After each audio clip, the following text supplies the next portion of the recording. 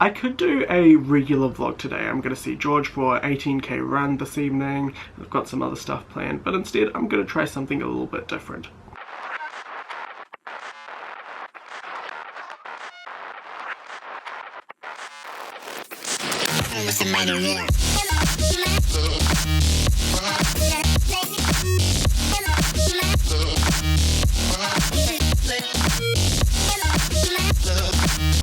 I want to talk about my history making videos.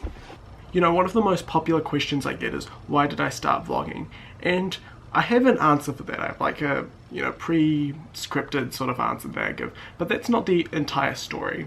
I've always loved making videos, and you can see that throughout time. I'll show you what I mean. So like, even when I was a kid, I would pick up my parents' like camcorder. I can't even remember what it was, but it was, one of those big tape video cameras, and I'd just like film stuff around the house just for no reason, just because, I don't know, I had the curiosity and I was kind of like pulled towards that. And I'd just do that randomly, and I'd just create random stuff. Like, I remember one day I just like turned the camera upside down to see what would happen. Papa Saeran takes the photo of that black bean, and I can say we're gonna cut this. Right, this thing.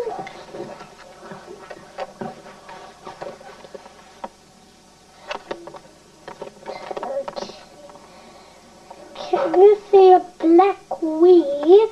We got to cut it down because otherwise it's going to rub all over and make these plants that grow everywhere. So we should cut it down sometime. So they get good. Also, when my cousins and my friends came around, I'd just make like random videos with them, like this video I made with one of my friends, Jack Welch, a few years ago. And by like a few years ago, I mean we were in year 6, so 8 years ago now? Hello everyone, today me and Jack are making a little Earth Hour documentary. Well, it's not quite a documentary, it's more like a video diary. Wasn't Earth Hour cool? Yeah. Have you celebrated Earth Hour before? You totally should, because as you saw, we had so much fun. And it's not like it's boring and you can't use your PlayStation, because all those cool games we did Sparklers and nighttime hiding, hide and seek. And then there was a time that I started watching podcasts. This was before YouTube was a popular creator space. This was back in kind of 2007, 2008. I started watching video podcasts, and I decided that I wanted to make my own. I started this random podcast that lasted like 10 episodes called Tech Alert TV, where I'd literally script what I wanted to say, put the camera in front of me, start recording, and even green screened it. Hi guys, I'm Saeran, you're watching Tech Alert TV, Alert 2. Just like last year, WWDC is fully booked. It's already booked, so if you're planning to go, I think it's a little too late. I was this 11-year-old kid who was scripting videos, green screening stuff. I remember I watched the news. I remember once I had this babysitter around. I was watching like the 6 o'clock news, and she was just fascinated by the fact that I was watching the 6 p.m. news just on my own, just because I was interested in it, I guess. And then things slowed down a bit. I started getting interested in something, and then I'd just lose interest because I didn't have the interest or the attention span or momentum to keep things going. One of the first random projects that Glenn and I came up with that never came to be was this documentary about me. I ended up making this trailer for it.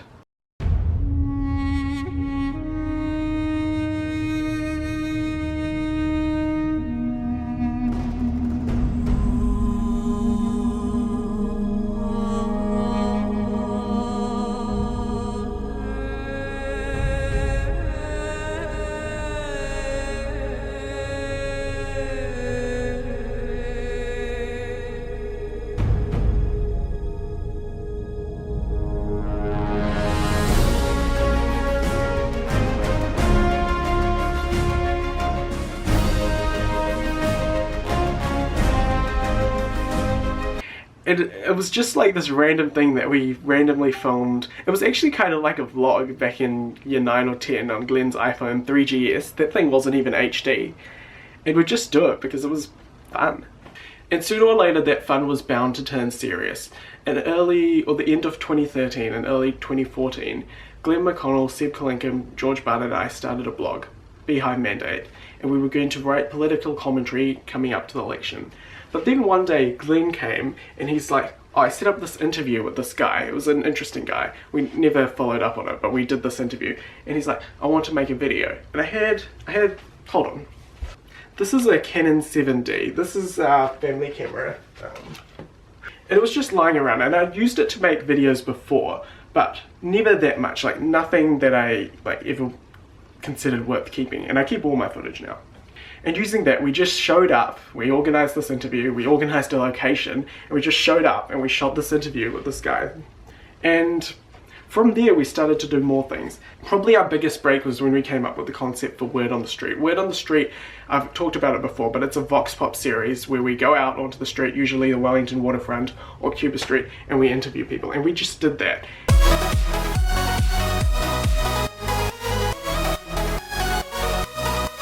Do you think we should lower the voting age? I used to. I'm not sure what I think anymore, actually.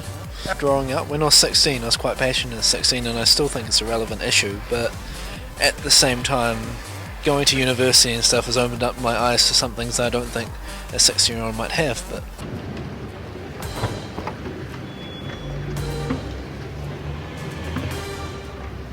I don't know if what I'm doing is illegal.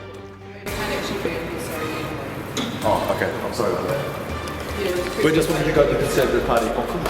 Yeah, you can't, so you have to preset voting. Oh, okay. And then we got in contact with Damien Christie from Yours TV, or Yours NZ at the time, yours.net.nz at the time. And then it was just a it was just a website where people in secondary school and tertiary could display their work for other people to see and get some popularity and engagement, hopefully. And then we got offered some money, not much, we never pocketed any of this money, we reinvested it all into some new equipment as well as some advertising and some marketing. Yours.net.nz offered to pay us to continue to make Word on the Street. So we did that right until the election. And we learned a lot through that. That's when we started doing other things. With the BM, we went to the Labour Party Congress, the National Party Conference, we interviewed a lot of MPs, we started a radio show on Secret Level, Secret FM. That's when we started doing a lot of things. And it all started because we knew we wanted to do something, and we just started doing it. We didn't wait around, we didn't sit around, we had no idea what we were doing. We had no idea what it took to produce a video. I couldn't edit at the time. I self-taught myself how to video edit. We just started doing things because we wanted to do it, and we just learned the process and learned how to do it as we went along. And the main thing those videos for the BM led us to was working on Yours TV, a show which was on TVNZ On Demand, where we produced Word on the Street. For that show, that was a really awesome thing that Glenn and I did all of last year.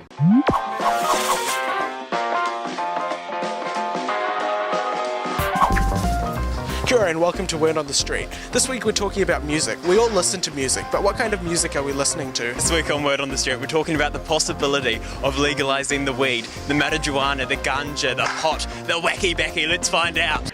And then that brings me to last year. Last year obviously wasn't election year, and we made some short films. We made a film for the Roxy 5 Film Festival that came runner-up, that resulted in us winning a tour around Weta Digital, Weta Workshop, Park Road Post, Stone Street Studio, and yeah, that was it. That was an absolutely awesome opportunity, and just seeing the film industry inside, I mean, you don't usually get to see inside a lot of these places. Being able to see inside places like that, for someone like me who's passionate about that stuff, it's mind-blowing. It was so awesome. And I also did V48, that was a 48-hour film festival. Our film wasn't that good, but we had a lot of fun, and we made this other film that we never released that was also quite fun.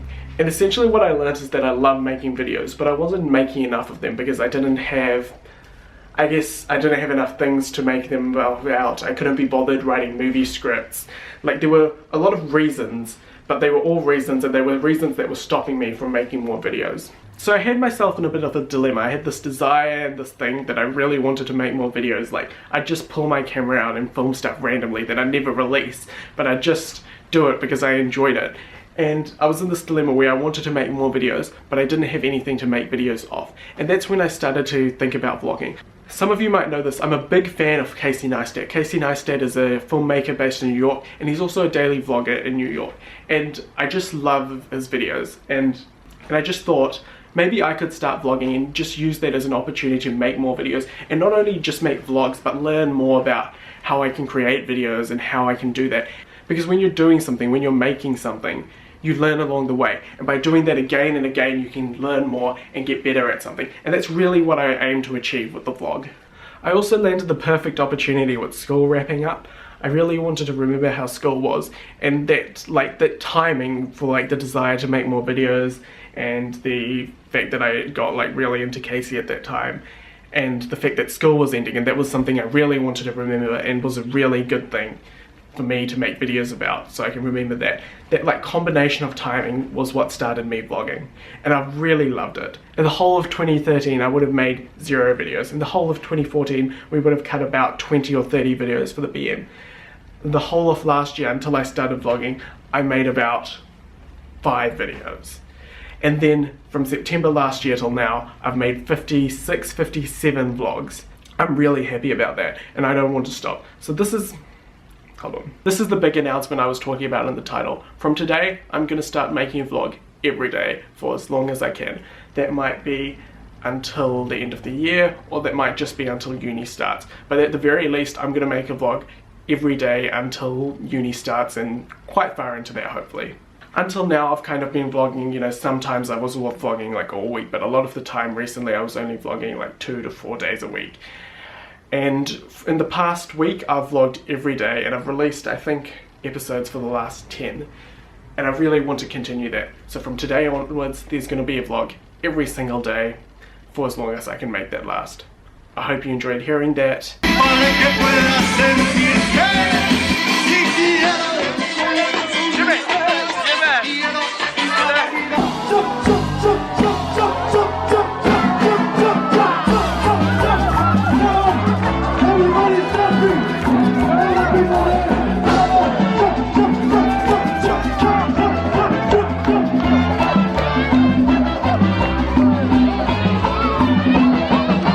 Lava los pies en palmas, soltero la vuelta. Everyone!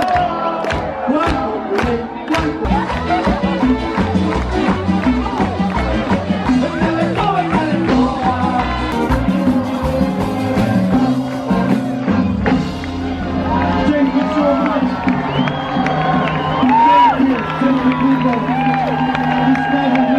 Okay, I didn't put it in the vlog, but I went on a run. I went on a run for 1 hour 58, 18 kilometers. Not an amazing pace, but I'm happy with that. We went to a magnificent, like absolutely amazing gig at the Botans, and now we're going to Midnight Espresso with the crew. This is the crew tonight. Taking a shortcut through this lovely alley here. This was Lee's idea. Lee likes alleys, don't you? No. Don't you like getting ambushed, mate? Bit of classic Wellington experience. Getting ambushed in an alley? Yeah, bit of classic Wellington banter. This is a racing meetup outside Melling Station. Look at the amount of people lined all the way down that platform. All the way down there are people there, and these guys are racing.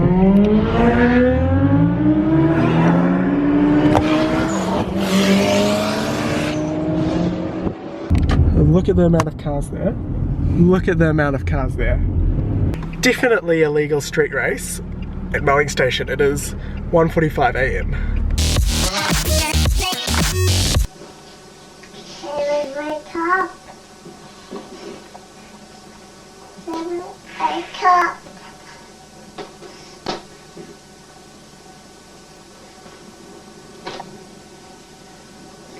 Wake up. Wake